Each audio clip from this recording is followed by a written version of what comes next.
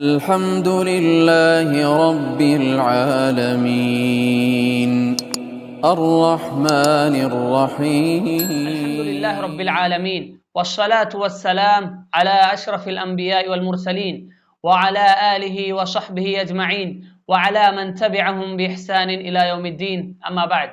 ناظرین، پچھلے دو دروس سے ہم نماز وتر کے حوالے سے گفتگو کر رہے ہیں جس میں نماز وتر کے مسائل مکمل کیے گئے.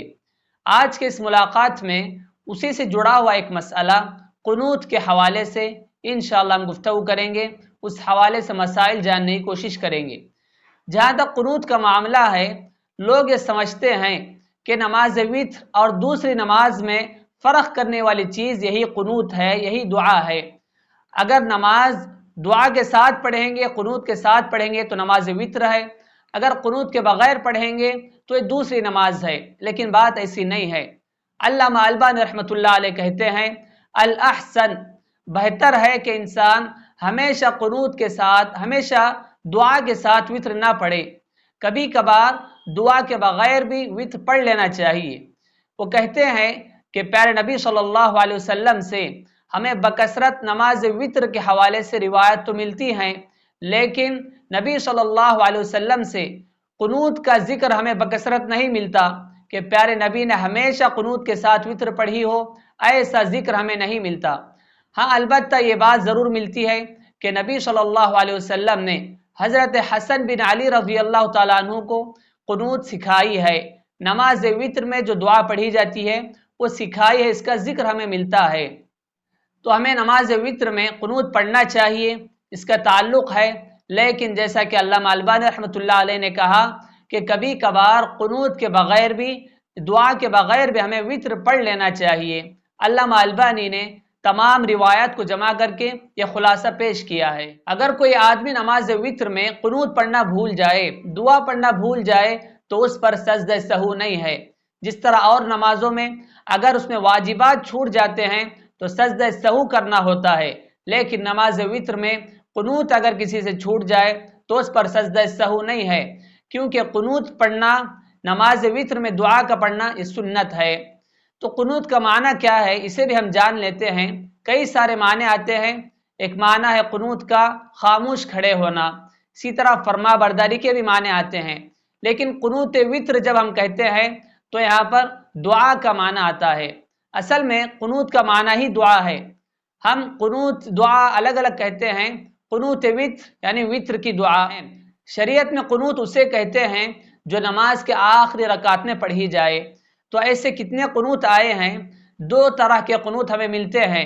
ایک ہے قنوت وتر اور دوسری ہے قنوت نازلہ. قنوت وتر نماز وتر میں پڑھی جانے والی دعا ہے. قنوت نازلہ یعنی مسلمانوں پر کوئی مصیبت آ جائے، کوئی تکلیف آ جائے، یا مسلمان ناحق ستائے جائیں، یا اپنے علاقے میں ہوں یا دنیا کے کسی بھی ملک میں، کسی بھی خطے میں مسلمان ستائے جائیں، ان پر ظلم ہو، تو ایسے وقت میں قنوت نازلہ پڑھی جاتی ہے. اس میں دو چیزیں ہوتی ہیں. سب سے پہلی یہ کہ مسلمانوں کی مدد کے لیے دعا کی جاتی ہے، مسلمانوں کے حق میں دعا کی جاتی ہے. دوسری یہ کہ ظالم کے لیے بد دعا کی جاتی ہے، ظالم پر لعنت کی جاتی ہے. اسے کہتے ہیں قنوت نازلہ. قنوت نازلہ کا معاملہ تو واضح ہے کہ پیارے نبی صلی اللہ علیہ وسلم کے زمانے میں دو قبیلوں نے صحابہ کو دھوکہ دے کر 70 صحابہ کو شہید کر دیا تھا، جو کہ قاری قرآن تھے، حافظ قرآن تھے. تو نبی صلی اللہ علیہ وسلم نے ان پر بد دعا کی، قنوت نازلہ پڑھی. اس حوالے سے روایت آتی ہے عن ابن عباس رضی اللہ تعالی عنہ قال قنت رسول اللہ صلی اللہ علیہ وسلم شہرا متتابعا في الظهر والعصر والمغرب والعشاء وصلاة الصبح في دبر كل صلاة اذا قال سمع الله لمن حمده من الركعة الأخيرة. تو اس حوالے سے آتا ہے کہ پیارے نبی صلی اللہ علیہ وسلم نے ان دو قبیلوں پر مسلسل ایک مہینے تک فرض نمازوں میں قنوت پڑھی ہے، قنوت نازلہ پڑھی ہے اور ان پر بد دعا کی ہے. تو اسی مناسبت سے اگر دنیا میں کہیں پر بھی مسلمان ستائے جاتے ہیں، مظلوم ہوتے ہیں، ناحق ان کے پریشان کیا جاتا ہے تو قنوت نازلہ پڑھی جاتی ہے. یہاں پر ہمارے لوگ ایک غلطی یہ کرتے ہیں کہ مسلمان کے حالات تو ہمیشہ خراب ہی رہتے ہیں، تو اس قنوت نازلہ کو ہمیشہ پڑھا جائے، ہمیشہ فرض نمازوں میں اس کو پڑھیں۔ بات ایسی نہیں ہے، حالات اس میں اونچ نیچ تو ہوتی رہتی ہے، کہیں پر مسلمان طاقتور ہیں، کہیں پر مسلمان کمزور ہیں، ایسے حالات تو ہمیشہ رہتے ہی ہیں۔ لیکن یہ قنوت نازلہ جو ہے، اگر کوئی خاص وبا آتی ہے یا کوئی بیماری پھیلتی ہے یا کسی خاص علاقے پر مسلمانوں پر بہت ظلم ہوتا ہے، ناحق ستائے جاتے ہیں، تو ایسے وقت میں قنوت نازلہ پڑھی جاتی ہے۔ اور قنوت نازلہ کا طریقہ کیا ہے کہ 5 فرض نمازوں میں سے آپ کسی بھی نماز میں قنوت نازلہ پڑھ سکتے ہیں، کسی ایک نماز میں پڑھیں یا 5 نمازوں میں پڑھیں، جائز ہے۔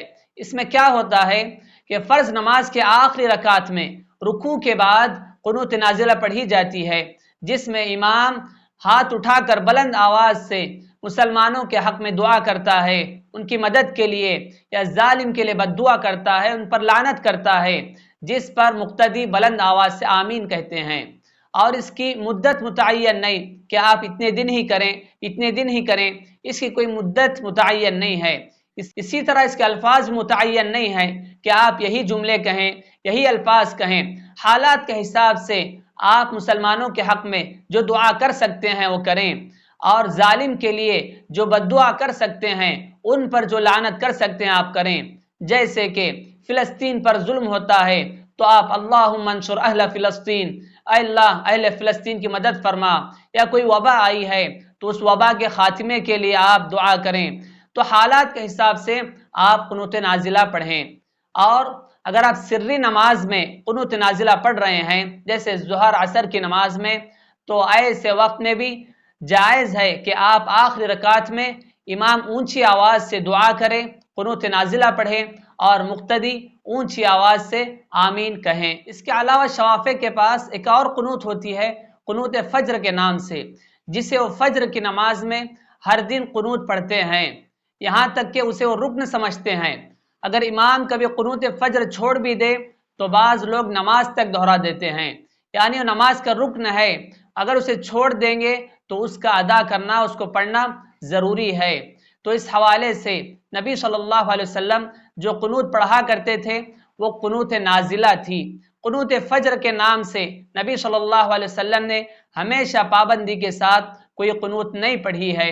اس حوالے سے ایک روایت ہمیں یہ ملتی ہے، حضرت سعد بن اشجعی رضی اللہ تعالی عنہ وہ اپنے والد طارق بن اشیم اشجعی رضی اللہ تعالی عنہ سے پوچھتے ہیں، انہ قال لابیہ یا ابتی انک صلیت خلف رسول اللہ صلی اللہ علیہ وسلم، اے ابا جان آپ نے پیارے نبی صلی اللہ علیہ وسلم کے پیچھے نماز پڑھی ہے، وخلف ابی بکر ابو بکر کے پیچھے نماز پڑھی، وعمر وعثمان وعلی حضرت عمر فاروق، حضرت عثمان، حضرت علی رضی اللہ تعالی عنہ کے پیچھے نماز پڑھی ہے، افکانوا یقنتون الفجر، کیا وہ قنوت فجر پڑھا کرتے تھے؟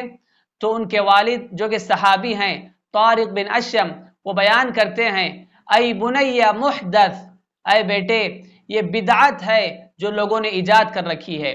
تو یہاں پر صحابی رسول واضح طور پر صاف الفاظ میں بیان کر رہے ہیں کہ نبی صلی اللہ علیہ وسلم نے قنوت فجر کے نام سے کوئی قنوت نہیں پڑھی ہے، اور نہ ہی آپ کے بعد خلفائے راشدین نے قنوت فجر پڑھی ہے، اور نہ ہی اس کے پڑھنے کا حکم دیا ہے۔ تو یہ بدعت ہے، قنوت فجر کے نام سے کوئی قنوت نہیں ہے۔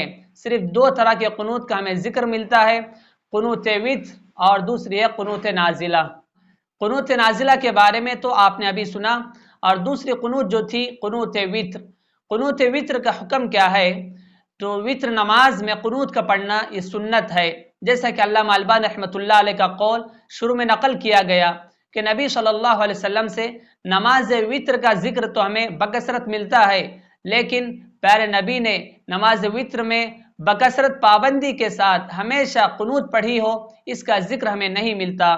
تو کبھی کبھار انسان کو چاہیے کہ نماز وتر میں وہ قنوت کے بغیر بھی نماز پڑھ لے، اور اگر کوئی بندہ قنوت نہیں پڑھتا ہے کسی وجہ سے، بھول کی وجہ سے یا کسی اور وجہ سے نماز وتر میں، تو اس پر سجدہ سہو بھی نہیں ہے، کیونکہ یہ ایک سنت ہے۔ ایک اور مسئلہ کہ نماز وتر میں جو قنوت ہے اس کو رمضان میں ہم کب پڑھیں، کب سے شروع کریں؟ اس میں علماء مختلف ہیں۔ بعض علماء کا کہنا ہے کہ پورا رمضان نماز وتر میں قنوت پڑھنا ہے، بعض علماء کا کہنا ہے کہ پورا رمضان قنوت نہیں پڑھیں گے، یعنی نماز وطر کی جو دعا ہے اسے نہیں پڑھیں گے۔ تیسرا قول یہ ہے کہ بعض علماء کہتے ہیں کہ شروع کے 15 دن قنوت پڑھیں گے، اور بعض علماء کا کہنا ہے چوتھا قول کہ صرف آخری کے 15 دن ہے نا قنوت پڑھیں گے، یعنی نماز وطر کی جو دعا ہے وہ آخری کے 15 دن پڑھیں گے۔ تو اس میں مختلف اقوال ہیں، اس میں ہم ایسا نہ کریں۔ ہم میں سے بعض لوگ کیا کرتے ہیں، کسی ایک قول کو لیتے ہیں، اس پر عمل شروع کرتے ہیں اور اس کی تبلیغ شروع کرتے ہیں، اور بقیہ سب اقوال کو غلط سمجھتے ہیں۔ ایسا نہ ہو، بلکہ ہر ایک کے پاس اپنے اپنے دلائل ہیں، جس کے دلائل پر اطمینان ہو وہ اس پر عمل کریں۔ اسے اختلافی معاملہ یا لڑائی جھگڑے والا معاملہ نہ بنائیں۔ جس کے دلائل قرآن و سنت سے زیادہ قریب ہیں اس پر عمل کریں۔ تو اس حوالے سے جو راجح بات ہے وہ یہ کہ پورا رمضان ہمیں قنوت پڑھنا چاہیے، رمضان میں بھی اور غیر رمضان میں بھی نماز وطر کی جو دعا ہے وہ ہمیشہ پڑھنا چاہیے۔ اسی کے ساتھ ساتھ یہ قول بھی آپ ذہن میں رکھ لیں، علامہ البانی رحمۃ اللہ علیہ نے جو کہا کہ انسان کو کبھی کبھار قنوت کے بغیر بھی وطر پڑھ لینا چاہیے، کیونکہ قنوت کا ذکر ہمیں بکثرت نہیں ملتا کہ پیارے نبی نے ہمیشہ اس کی پابندی کی ہے۔ تو یہی صحیح بات اور راجح قول ہے۔ ایک اور مسئلہ یہ بھی ہے کہ ہم نماز وطر میں قنوت کے ساتھ مزید اور دعائیں بھی کر سکتے ہیں یا نہیں۔ تو اس حوالے سے حضرت عمر فاروق رضی اللہ تعالیٰ عنہ کے زمانے میں، دور میں، اس وقت جو ائمہ تھے وہ قنوت کے ساتھ مزید دعائیں بھی کیا کرتے تھے۔ 15 رمضان کے بعد قنوت کے ساتھ مزید دعائیں بھی کیا کرتے تھے۔ تو اس سے پتہ چلا کہ قنوت وطر کے ساتھ ہم مزید دعائیں بھی کر سکتے ہیں۔ اور اس حوالے سے قنوت وطر کی دعا کون سی ہے؟ جو مشہور دعا نبی صلی اللہ علیہ وسلم نے حضرت حسن بن علی رضی اللہ تعالیٰ عنہ کو سکھائی ہے، اللہم اہدنی فی من ہدیت وعافنی فی من عافیت وتولنی فی من تولیت وبارک لی فی ما اعطیت وقنی شر ما قضیت فإنک تقضی ولا یقضى علیک انہ لا یذل من والیت ولا یعز من عادیت تبارکت ربنا وتعالیت۔ یہاں تک الفاظ پیارے نبی نے حضرت حسن بن علی کو سکھائے ہیں۔ تبارکت ربنا وتعالیت بہت بہترین دعا ہے، معنی خیز دعا ہے۔ اس کا ترجمہ دیکھ لیتے ہیں، اللہم اہدنی فی من ہدیت، اے اللہ تو مجھے ہدایت دے کر ان میں داخل کر جنہیں تو نے ہدایت دی، وعافنی فی من عافیت، اور مجھے عافیت دے کر ان میں شامل کر جنہیں تو نے عافیت دی ہے، اور میری سرپرستی فرما ان لوگوں میں جن کی تو نے سرپرستی فرمائی، اور میرے لیے ان چیزوں میں برکت عطا فرما جو تو نے عطا کی ہیں، اور مجھے ان فیصلوں کے شر سے بچا لے جو تو نے کیے ہیں، اسی لیے کہ تو ہی فیصلہ کرتا ہے اور تیرے فیصلے کے خلاف کوئی فیصلہ نہیں ہو سکتا۔ اس کے بعد جو الفاظ ہیں، انہ لا یذل من والیت، انسان دنیا میں عزت کمانے کے لیے، اپنے آپ کو ذلت سے بچانے کے لیے، ذلیل ہونے سے بچانے کے لیے کیا کچھ کرتا ہے۔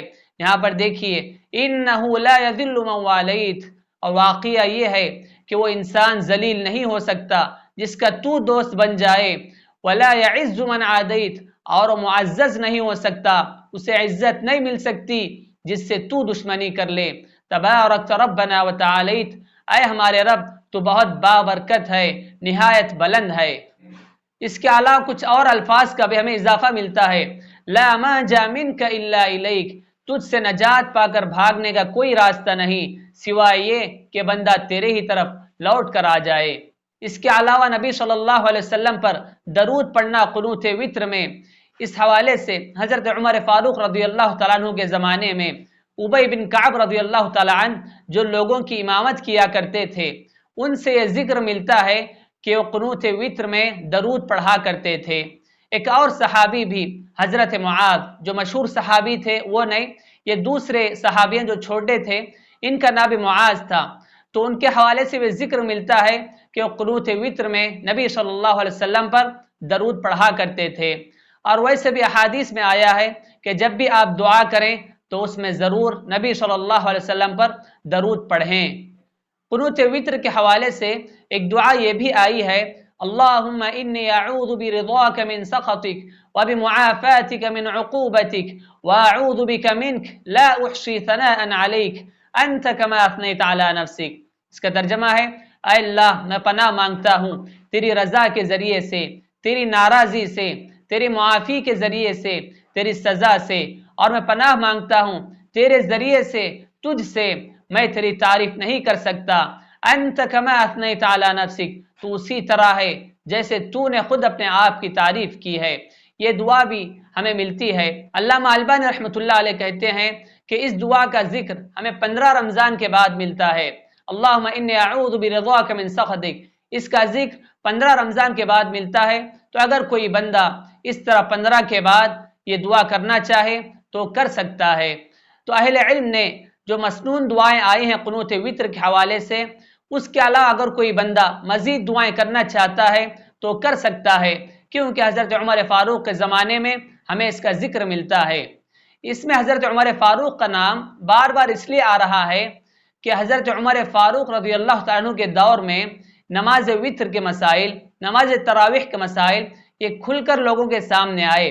اس سے پہلے لوگ پڑھا کرتے تھے، تنہا اکیلے پڑھا کرتے تھے، گھروں میں پڑھا کرتے تھے، لیکن حضرت عمر فاروق کے دور میں یہ مسائل کھل کر لوگوں کے سامنے آئے، اسی لیے حضرت عمر فاروق کا نام بار بار آ رہا ہے۔ تو ناظرین، یہ قنوت کے حوالے سے چند مسائل تھے، اس کے علاوہ اور بھی کچھ مسائل ہیں انشاءاللہ آنے والے درس میں جنہیں بیان کیا جائے گا۔ اسی پر اپنی گفتگو ختم کرتا ہوں۔ دعا ہے رب العالمین سے پروردگار عالم ہم سبھی کو فرائض کے ساتھ ساتھ سنن و نوافل کا بھی پابند بنائے، آمین۔ سبحان ربک رب العزت عما یصفون وسلام علی المرسلین والحمد للہ رب العالمین۔